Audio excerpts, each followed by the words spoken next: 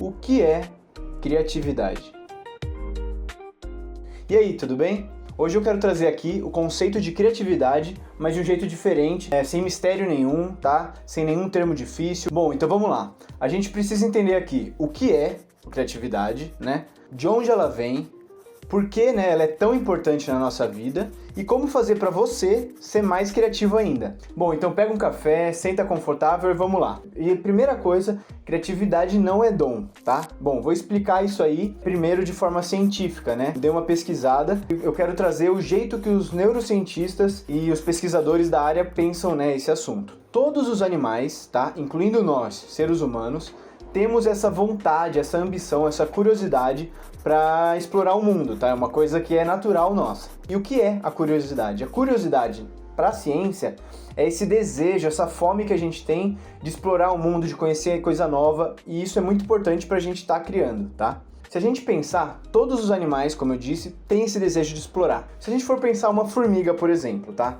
A formiga, ela tem 7.400 neurônios. Então imagina que a quantidade de conexão que ela consegue fazer é muito limitada. Já um gato, por exemplo, tem 250 milhões de neurônios, né? Então, ele tem muito mais essa vontade, essa ambição de explorar o mundo e de conhecer coisa nova. Já a gente, ser humano, a gente tem 86 bilhões de neurônios, ou seja, isso é 350 vezes mais do que a quantidade de neurônio do gato, né? Então, a gente tem essa capacidade de conexões muito, muito maior. Então, vamos lá. Por que, né, esses neurônios são tão importantes? Os cientistas dividem, né, esses 86 bilhões de neurônios, é muita coisa, em dois grupos, tá? Um grupo, o que ele faz? Ele percebe o ambiente, então ele sente o mundo, sente o cheiro, o toque, né, o mundo que a gente está. Enquanto o outro grupo, o que ele faz? Ele reage a esse estímulo. Então é essa conexão que a gente precisa para entender alguma coisa que está na nossa frente. E quando a gente conecta essas duas coisas, a gente percebe e dá um sentido à coisa que a gente está olhando, sentindo, enfim, interagindo aqui nesse mundo. E aí, o que acontece? A gente tem muito neurônio funcionando ao mesmo tempo. E a gente não precisa de tanto neurônio para uma atividade específica. E o que acontece? Acaba sobrando muito neurônio. E esses neurônios que sobram, o que eles são? Eles são os pensamentos espontâneos e os pensamentos aleatórios que aparecem na nossa cabeça. E eles são muito importantes no processo criativo. Por quê? Quando esses pensamentos aleatórios ou espontâneos se conectam com esses outros neurônios que fizeram essa conexão, a gente cria uma nova ideia, dando origem a um novo significado, a uma ideia original que já existia. E o mais incrível disso é pensar que todas essas ideias funcionam ao mesmo tempo, formando um sistema super complexo que a gente dá o nome de cérebro. E essa atividade neural é o que os cientistas eles descrevem como criatividade. E não é uma coisa reservada aos poucos, como eu estava dizendo, então não é um dom. É uma habilidade que é inerente do ser humano. A gente já nasce com essa habilidade de explorar o mundo, de criar conexões, e as ideias aleatórias surgem na nossa cabeça. Continuando esse assunto, o que é muito legal a gente pensar é o quê? A etimologia da palavra criatividade, né? Da onde vem essa palavra? A palavra criatividade vem do latim criare. Criare significa formar ou produzir algo novo, que é exatamente o que é criatividade. Mas olha que curioso, que legal. Outra palavra que tem a origem do criare, né, em latim, é a palavra criança. E aí você vai falar, poxa, é uma coincidência? Claro que não, né? Nada é coincidência. Faz a gente lembrar que a criatividade é natural na infância, tá? Por quê? É uma fase que a gente explora o mundo sem amarra, sem julgamento social. Então, a gente está muito mais aberto a explorar o novo, né? A estar ali em contato com o novo, com novidade, explorando, né? Sem nada segurando a gente, né? A gente não vai pensar o que os outros estão pensando, que a gente está aqui brincando, experimentando, provando as coisas pela primeira vez.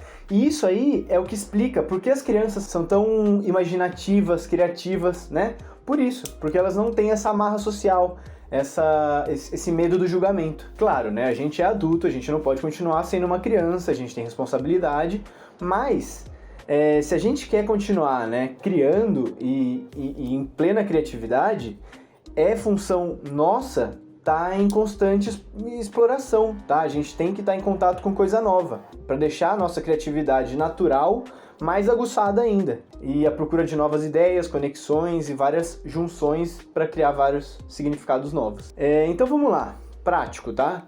Resumindo tudo isso, o que é criatividade, então, de fato? É a capacidade do cérebro de criar ideias novas partindo de uma ideia original, né? Então, criando um novo significado para uma ideia que já existia. Por exemplo, a gente tem esses dois bonequinhos aqui, tá? Isso aqui é o quê? Um mágico e um cowboy, né? A gente pode tentar combinar eles, por exemplo. Tira um chapéu de um, põe no outro, a gravata aqui e tudo mais. Olha o que a gente criou aqui. Aqui já deixa de ser um cowboy e um mágico, né? Aqui a gente pode dar um novo significado para uma coisa que já existia. Então aqui, por exemplo, de um cowboy, ele pode ir, por exemplo, para um dono de fazenda, né? Mais apresentável aí, explicando bem, né, de um jeito lúdico, bem simplificado. Mas é isso, a criatividade é o nosso poder de ressignificar uma coisa, sabe? Que já tinha um significado e a gente combinar coisas, ressignificar alguma coisa para criar alguma coisa nova. Então, além disso, né, fugindo do campo da criatividade, a criatividade é importante para quê? Para solução de diferentes problemas no nosso dia a dia, enxergar uma possibilidade onde alguém está vendo um obstáculo, né, no trabalho, enfim. E no mundo adulto, né, a diferença do mundo adulto para o mundo infantil é que o mundo infantil basta ter uma ideia diferente que já é válido, né, no campo da imaginação. Só que para a gente tem que fazer algum sentido com o contexto que a gente está inserido. Então, por exemplo, é uma inovação no trabalho, alguma saída que você teve para organizar a sua rotina, né, para algum relacionamento, enfim. Além de tudo isso que eu falei, o que acontece? Tem muito mito no campo da criatividade. Por exemplo, na antiguidade, né, muitas vezes eles acreditavam que a criatividade era um presente divino, né, dos deuses. Por exemplo, os gregos, eles falavam sobre as musas, né, as entidades que inspiravam os poetas, os artistas, né, na criação. E durante vários séculos, essa visão mística acabou predominando. E até hoje, né, muita gente acredita isso, né, no dom de nascença, que você já nasce com a criatividade. E sim, tem um fundo de verdade, mas esse dom é para todo mundo, não é para uma pessoa só, sabe? Todo mundo tem realmente esse dom de nascença. E, por exemplo, no Renascimento, também, né, era vista como talento, né, individual. Mas algumas figuras começaram a quebrar isso. Por exemplo, Leonardo da Vinci, tá? Ele defendeu muito isso, que a criatividade era resultado de estudo, curiosidade, experimentação, né? Como ele mesmo fazia nos trabalhos, nos projetos dele. E só no século XX que os cientistas foram estudar a criatividade como um processo que qualquer pessoa pode desenvolver, né? Um processo, uma habilidade que todo mundo pode desenvolver. Então a gente ainda está em evolução nesse assunto, tá? Muita gente tem essa cabeça antiga. E outra coisa, a gente não vai conseguir criar nunca, nada do zero, né? Tem esse mito que a criatividade surge do nada, né? Como se fosse um raio de inspiração que cai na cabeça de um artista, por exemplo. E não, né? E a maior parte das invenções, né, que exigem uma demanda criativa é fruto de muita prática, observação, tentativa e erro. E, por exemplo, aquela frase: nada é criado e tudo é copiado, tem um fundo de verdade, tá? Por quê? Isso que eu falei, né, da gente ter essa sede de explorar o mundo, a gente pode traduzir como referência, tá? Então você tem que estar sempre em busca de novas referências, de coisas para somar no seu repertório. Vamos usar um exemplo aqui, claro. Vamos imaginar, ó, que esse bonequinho aqui, ele tá cru ainda, ó. Ele tá explorando, né? Ele começou a vida da exploração dele criativa agora. E vamos sugerir que ele viajou aqui, ó. Fez uma viagem pro México, por exemplo. E uma coisinha da cultura de lá, ele trouxe pra ele. Então ele aprendeu uma coisa lá, sei lá, espanhol. Ele aprendeu e voltou, né, pro ambiente dele com isso. Aí vamos falar que ele foi num circo. E aí ele conheceu, né, o palhaço, o mágico e tudo mais, e ele viu como é legal o jeito que eles se expressam, né, o jeito que eles falam com o público, e ele pegou aqui, ó, essa coisinha pra ele, tá? Vamos falar que ele fez uma viagem pro interior e conheceu aqui a vida lá no campo, sossegado, tudo mais, ele trouxe isso pra ele. E aí disso aqui, ele já não é a mesma pessoa, ele já se transformou, ele já tem muito mais bagagem para poder criar a partir disso. Então ele não tá copiando o mágico, copiando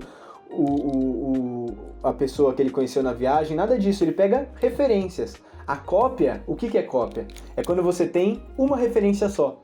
Agora, se tiver 100 referências, aí já não é cópia, é referência, entendeu? Porque você já misturou tanta coisa que já não é mais uma coisa só que você se inspirou. Vamos pensar em outros exemplos claros, tá? Que já existiram aí na história. Um exemplo que muita gente usa é o Steve Jobs. Ele não inventou o iPhone do zero, né? Ele já tinha outros produtos, ele já fez outros testes, ele combinou tecnologias que já existiam em um produto só, né? Criando um produto aí que revolucionou o mundo, né? O smartphone. Outro exemplo de criatividade, Thomas Edison, né? Que inventou a lâmpada. Ele fala nos registros lá dele que ele fez mais de 1000 tentativas, 1000 protótipos de lâmpada antes dele inventar esse modelo de lâmpada que está aí até hoje, né?